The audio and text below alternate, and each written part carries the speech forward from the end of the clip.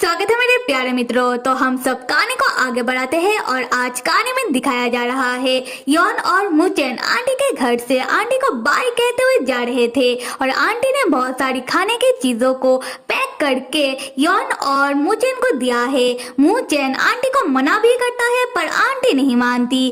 खैर उसके बाद हम देखते हैं कि यॉन और मुचेन पहाड़ी से वापस आते हुए यॉन आंटी की बनाई हुई खाने को खा रहा था और मन ही मन सोच रहा था कि मैंने चुपके से कुछ पैसा आंटी के घर में आंटी के लिए रख कर आया हूँ, क्योंकि अगर मैं उन्हें सामने से पैसा देता तो वो कभी नहीं लेती।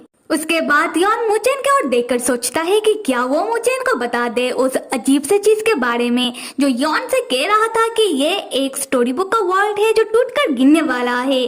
फिर यॉन बहुत सोचने के बाद जैसे ही मुचेन का नाम पुकारता है कि मुचेन जरा सुनना, और मुचेन जैसे ही यॉन की ओर देखकर कहता है कि हाँ मास्टर, उसी वक्त मुचेन के ऊपर कहां से गोंगजी दानव आकर हमला कर देता है।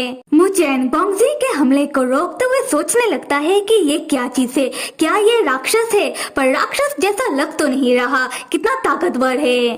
फिर गोंगजी और मुचेन के बीच लड़ाई होने लगता है। मुचेन तब यॉन से कहता है कि मास्टर अब दूर ही खड़े रहना, ये पागलों की तरह हमला कर रहा है।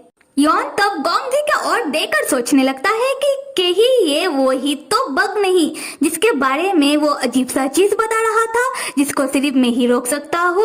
उसी वक्त गोंगजी का नजर पड़ता है यॉन की ओर और वो तेजी से यॉन के ऊपर हमला करने के लिए आने लगता है। मुचेन तब यॉन और गोंगजी के बीच आकर यॉन को बचा लेता है, पर गोंगजी के हमले से खुद घायल हो जाता है। यॉन मुचेन को घायल देखकर वो गुस्से से आग बबूला होकर गोंगजी से कहता है कि तुम्हारा इतना हिम्मत कि तुम मेरे स्टूडेंट को घायल करो। फिर यॉन अपने पूरी ताकत के साथ गोंगजी को मिटाने लगता है।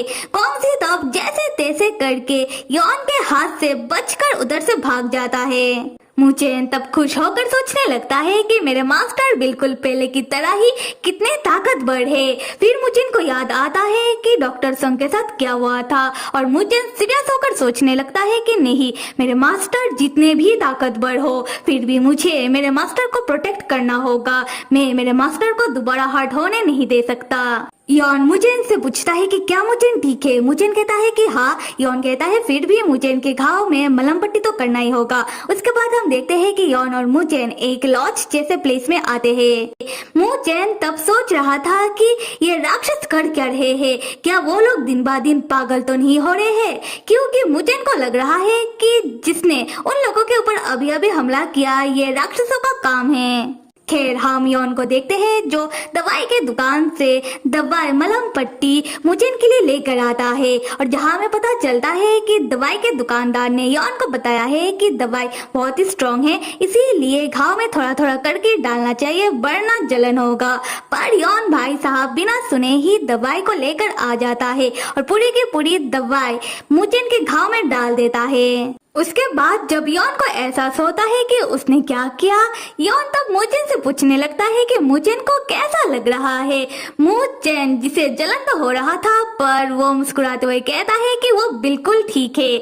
यॉन मन ही मन सोचने लगता है कि मुचेन कितना बेवकूफ है, अगर उसे जलन हो रहा है तो उसे बताना तो चाहिए। फिर यॉन मुचेन के घाव में फूंक मारने लगता है और मुचेन से कहता है कि कोई बात नहीं, अब मुचेन को जलन नहीं होगा और मुचेन ठीक हो जाएगा। मुचेन तब शर्माते हुए कहता है कि मास्टर मैं कोई छोटा बच्चा नहीं हूँ। यॉन कहता है कि मुचेन छोटा बच्चा ही है। उसके बाद यॉन मुचेन के घाव में पट्टियां बांधते हुए एक बो बना देता है और यहाँ मुचेन बहुत ही प्यारा लग रहा था। यॉन तब मुचेन से कहता है कि अब तुम कपड़ा पहन लो और मुचेन की ओर देखकर सोचने लगता है कि मुचेन जैसे हैंडसम बंदे के ऊपर यॉन की बनाई हुई बो सूट कर रहा है, तेरा बहुत सूट कर दा।